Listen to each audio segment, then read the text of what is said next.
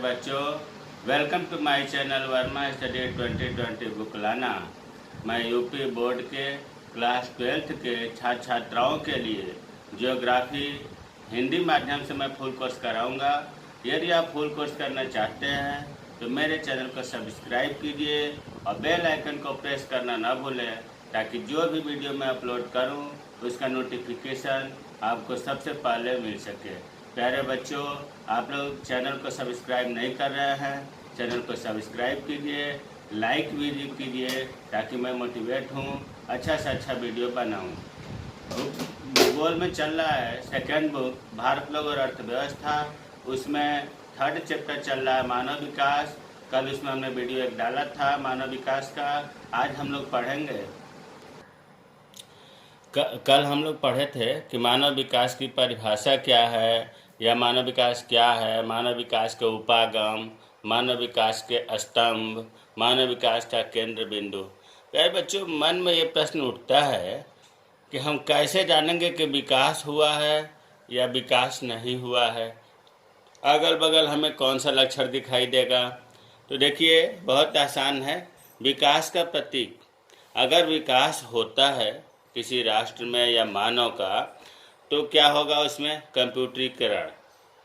हर काम कंप्यूटर से होगा। देख भी रहे हैं कि आजकल हर काम कंप्यूटर से हो रहा है, तो ये विकास का ही लक्षण है। जो काम हाथ से लिख करके होता था वो कंप्यूटर से सेकंडों में हो जा रहा है। औद्योगिकरण दूसरा है, औद्योगिकरण। उद्योगों का विकास होगा, उद्योगों का स्थानीयकरण होगा तो विकास होगा, क्योंकि उद्योगों से लोगों को रोजगार मिलेंगे, उनकी उपयोगी वस्तुएं मिलेंगी, सेवाएं मिलेंगी। तो औद्योगिकरण भी मानव विकास का प्रतीक है।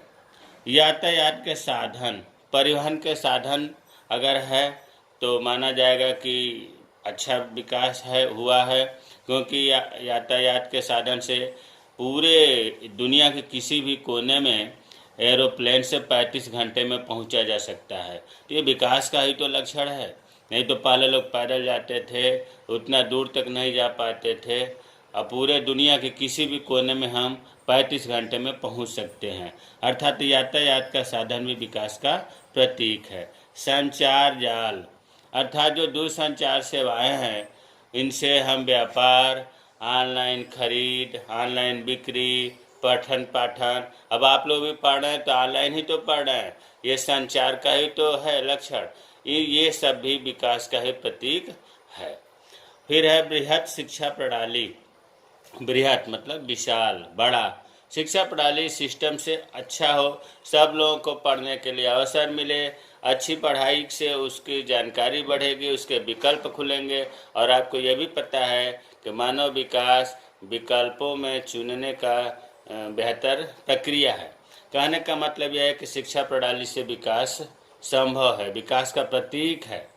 फिर है आधुनिक चिकित्सा सुविधाएं। चिकित्सा सुविधाएं अगर अच्छा है तो विकास का ही लक्षण है, विकास का प्रतीक है। फिर है वैयक्तिक सुरक्षा। सबसे बड़ी बात है सुरक्षा। अगर हम अपने को सुरक्षा महसूस नहीं कर रहे हैं तो फिर मानव विकास अधूरा रहेगा। मानव विकास में ये भी एक लक्षण होना चाहिए कि प्रत्येक मानव को सुरक्षा महसूस हो, सुरक्षा प्रदान किया जाए।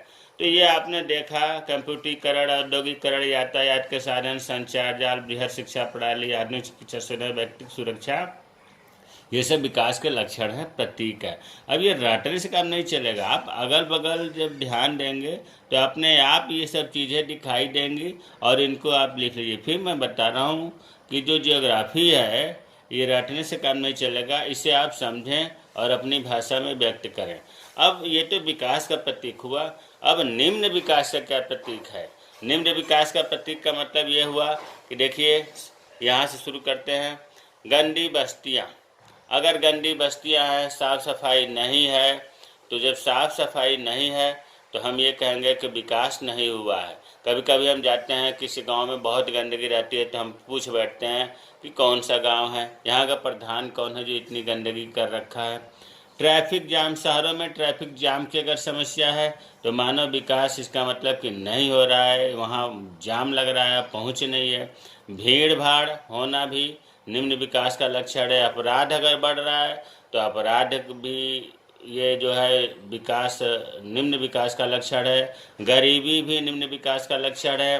ट्रैफिक लाइटों पर रात में छोटे छोटे बच्चे भीख मांगते हुए आपको मिल जाते हैं, तो ये भी गरीबी का ही लक्षण है, मतलब विकास नहीं हो रहा है। फुटपाथ पर लोग सोते हैं, दिन भर काम करेंगे, पैसे नहीं है तो फुटपाथ सड़क के किनारे आकर सोते हैं, ये भी निम्न विकास का लक्षण है। प्रदूषित जल और वायु अगर है, प्रदूषित जल पी रहे हैं, हवा भी शुद्ध नहीं मिल रही है, तो ये भी निम्न विकास का लक्षण है। चिकित्सा सुविधाओं का अभाव है, अगर कोई परेशानी होती है और निजी चिकित्सा में जाने पर बहुत महंगा पड़ता है, और सरकारी चिकित्सा सुविधाओं का अगर अभाव है तो हम ये कहेंगे कि विकास का निम्न लक्षण है। प्यारे बच्चों, ये तो विकास का प्रतीक और निम्न विकास का प्रतीक हो गया। जब आप ये पार्ट 3 खोलेंगे एनसीईआरटी के बुक में, तो सबसे पहले स्टार्टिंग में ही इसी बात को लेकर के एक कहानी है कि एक जो है औरत है 25-30 साल की, उसकी शादी हुई है और शादी से पहले वो पढ़ी नहीं, उसके माँ बाप उसे पढ़ाए नहीं, उसके भाई को तो पढ़ाए लेकिन उस लड़की का नाम रेखा था, उसे नहीं पढ़ाया गया था। उसकी शादी हुई और दुर्भाग्यवश वो विधवा हो गई।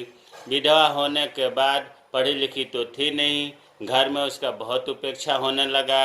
अंत में उसका जो भाई था वो दिल्ली प्रवास के लिए एक्टिव किया, मतलब दिल्ली लेके गया।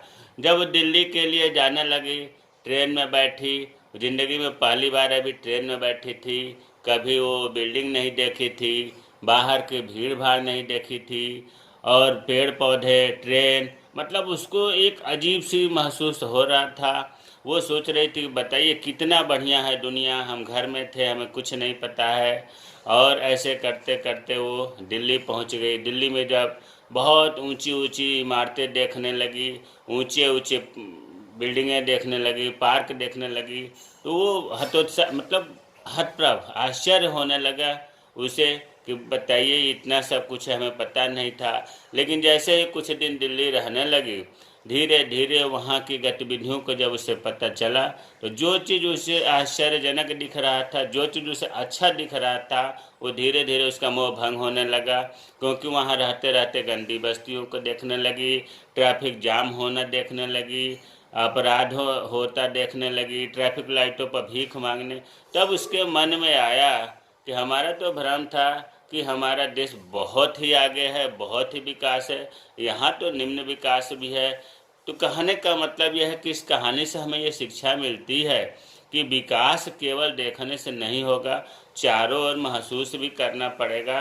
तो ये कहानी आपकी स्टार्टिंग में थी। अब इसमें आते हैं मानव विकास सूचकांक HDI, ह्यूमन डेवलपमेंट इंडेक्स। देखिए ये चीज़, इसमें से बहुत क्वेश्चन बनते हैं एक एक नंबर के, और बहुत महत्वपूर्ण है। थोड़ा सा आप ध्यान देंगे तो कभी नहीं भूलेगा। HDI का पूरा नाम है ह्यूमन डेवलपमेंट इंडेक्स, मानव विकास सूचकांक। डॉक्टर महबूब उल हक, जिन्होंने मानव विकास की अवधारणा का भी प्रतिपादन दिया था, पाकिस्तानी अर्थशास्त्री थे। इन्होंने ही मानव विकास सूचकांक को भी 1990 में निर्मित किया, प्रतिपादन किया। मानव विकास का मापन, जैसे मानव विकास का मापन किसके द्वारा किया जाता है कि मानव विकास हुआ है कि नहीं हुआ है, तो मानव विकास सूचकांक के द्वारा ही किया जाता है।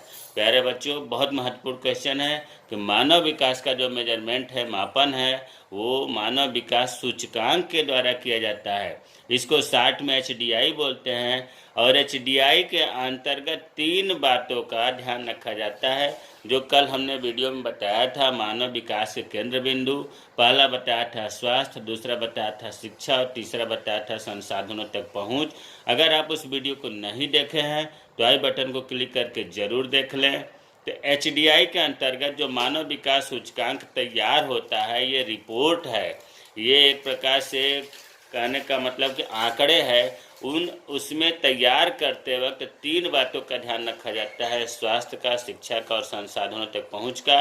और इन तीनों को, इस पर जो है तीनों पर नंबरिंग की जाती है और इस नंबर के आधार पर, इस तीनों के परफॉर्मेंस के आधार पर देशों का क्रम तैयार किया जाता है। इनमें से प्रत्येक आयाम, मतलब ये जो तीन हैं इनको आयाम कह रहे हैं, क्षेत्र कह रहे हैं, ये तीनों मिलाकर के एक नंबर का होता है। अर्थात जब मार्किंग होती है, एक संस्था है UNDP, United Nations Development Programme, वो ये आंकड़े जुटाती है मानव विकास सूचकांक को। ये एक नंबर को 3 भागों में करेंगे तो 1/3 भाग स्वास्थ्य का, 1/3 भाग शिक्षा का और 1/3 भाग संसाधन का।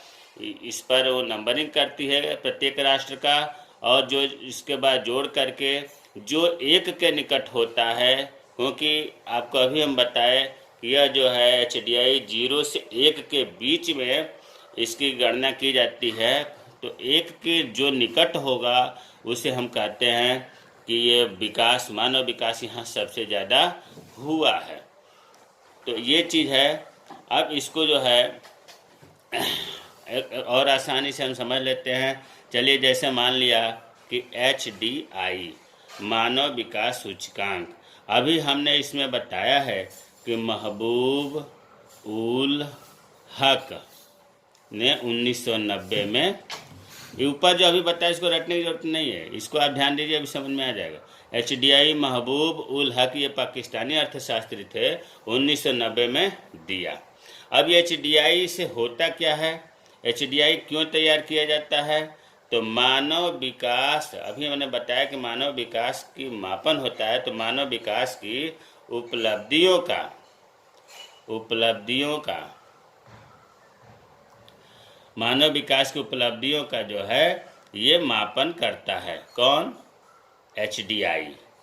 अब ये जो मापन करता है इसी को हम कहते हैं आंकड़े या रिपोर्ट। प्यारे बच्चों, HDI एक प्रकार का रिपोर्ट है। कैसा रिपोर्ट है? जैसे आप ब्लड टेस्ट कराते हो तो रिपोर्ट देता है ना ब्लड टेस्ट करके, उसी तरह से मानव विकास का माप करके HDI जो देता है उसी को हम कहेंगे आंकड़े या रिपोर्ट। अभी हमने इसमें यह भी आपको बताया था कि HDI जो तैयार करता है वो UNDP, United Nations Development Programme, संयुक्त राष्ट्र विकास कार्यक्रम, इसको ये जो है HDI को तैयार करता है। और यह भी हमने बताया कि HDI को तैयार करने के लिए 3 बिंदुओं पर ध्यान देते हैं, 3 आयाम पर ध्यान देते हैं, 3 क्षेत्रों पर ध्यान देते हैं। एक हमने अभी ऊपर बताया कि स्वास्थ्य पर, और दूसरा बताया शिक्षा पर, और तीसरा बताया संसाधनों तक पहुंच। ये कल के भी वीडियो में बताया गया था कि मानव विकास का जो मुख्य केंद्र बिंदु होता है 3 होता है। तो UNDP जो है किसी राष्ट्र का, मान लो इंडिया का, अगर उसे तैयार करना है मानव विकास सूचकांक, तो ये HDI जो है ये 0 से 1 के बीच में नंबरिंग करता है, 1 से अधिक नहीं होता है, इसीलिए दशमलव में ये मार्किंग करता है। तो जब ये तीनों मिलाकर 1 नंबर का एग्जाम है, 1 नंबर का मूल्यांकन है, तो इसको 3 भाग करेंगे तो 1/3 भाग, 1/3 भाग कहिए या भार कहिए, भार, और 1/3 भार का ये है, मतलब 1/3 नंबर का ये, 1/3 नंबर का ये। जब हम ये तीनों मिला करके करेंगे 1/3 1/3, तो ये हो गया 1 नंबर का। अब ये जो नंबर देता है और नंबर देने के बाद जो आंकड़े प्राप्त होते हैं उनको ही तो हम कहते हैं सूचकांक स्कोर। सूचकांक स्कोर, किस देश का कितना स्कोर है उससे हम उसके मानव विकास का पता लगाते हैं। तो प्यारे बच्चों, हमें उम्मीद है कि HDI आपको समझ में बहुत बढ़िया से आ गया होगा। अब हम आते हैं कुछ आंकड़ों पर। देखिए, आंकड़े आप अलग अलग ढंग की किताबों में जब देखेंगे तो उसमें अलग अलग मिलेगा, तो इसलिए आपको सबसे बड़ी बात यह है कि सन का ध्यान रखना है। 2019 का आंकड़े मैं दे रहा हूँ, 2019 में फर्स्ट देश जो है वो नॉर्वे है। ये विश्व लेवल का है, आपको फर्स्ट बुक मानव विकास के मूल सिद्धांत में बताया गया था। नॉर्वे फर्स्ट स्थान पर है, इसे जरूर आपको याद रखना है कि मानव विकास सूचकांक में सबसे ज़्यादा स्कोर वाला देश कौन सा है? नॉर्वे। इसकी नंबरिंग कितनी है? 0.953। दूसरा नंबर पर है स्विट्जरलैंड, 0.944 स्कोर से ये सेकेंड स्थान पर है विश्व लेवल में। ये मानव विकास सूचकांक का स्कोरिंग है, सूचकांक स्कोर है। तीसरा है ऑस्ट्रेलिया, 0.939। तो आप आंकड़े अगर ये नहीं आप याद कर पाते हैं तो इसे तो जरूर याद करना पड़ेगा कि विश्व के लेवल पर फर्स्ट स्थान नॉर्वे, सेकंड स्थान स्विट्जरलैंड, थर्ड स्थान ऑस्ट्रेलिया। लेकिन आपको पता है जो सेकंड बुक है भारत के संदर्भ में है, तो हम भारत के संदर्भ में देख लेते हैं भारत की स्थिति क्या है। देखो बच्चों, 2016 में 131वें नंबर पर भारत था। कोटि क्रम, कोट का मतलब होता है रैंक। 189 देश हैं तो कुल 195, लेकिन कुछ जो है वहाँ पर इनका मानव विकास सूचकांक नहीं तैयार हुआ। तो 189 देशों में भारत का जो क्रम था वो 131वें नंबर पर था। किस सन में? 2016 में। बच्चे कन्फ्यूजन करते हैं, 100 कहीं उन्हें मिल जाएगा 129, तो कहेंगे तो गलत है। गलत नहीं है, सन का ध्यान रखिए। 2016 में 131वें नंबर पर भारत था, 2018 में 130वें नंबर पर था, और 2019 जो है इसमें 129वें नंबर पर भारत था। खूब पूछा जाता है कि भारत क्यों का कोटि क्रम क्या है, भारत का रैंक क्या है, मानव विकास सूचकांक में भारत का स्थान क्या है। तो 129वें नंबर। सोचो हम कितने पीछे हैं। नॉर्वे सबसे फर्स्ट स्थान पर है और हम 131वें नंबर पर हैं। मतलब हम मानव विकास के मामले में बहुत पीछे हैं। और प्रदेश की स्थिति आते हैं भारत में। भारत में जितने भी प्रदेश हैं उसमें फर्स्ट स्थान केरल का है, 0.790 से फर्स्ट स्थान है सूचकांक स्कोर।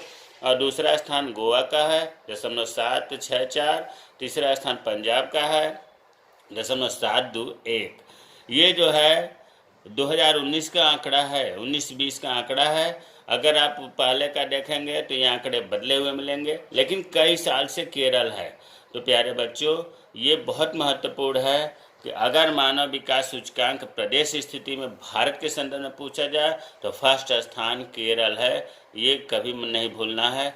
और उसके बाद भारत का पूछा जाए तो भारत 129वें नंबर पर है, और विश्व लेवल पर पूछा जाए तो फर्स्ट स्थान नॉर्वे का है। हमें उम्मीद है कि ये वीडियो आप लोगों को पसंद आई होगी। कैसा वीडियो लगा कमेंट बॉक्स में कमेंट करें। मेरे चैनल को सब्सक्राइब कीजिए। जय हिंद, जय भारत।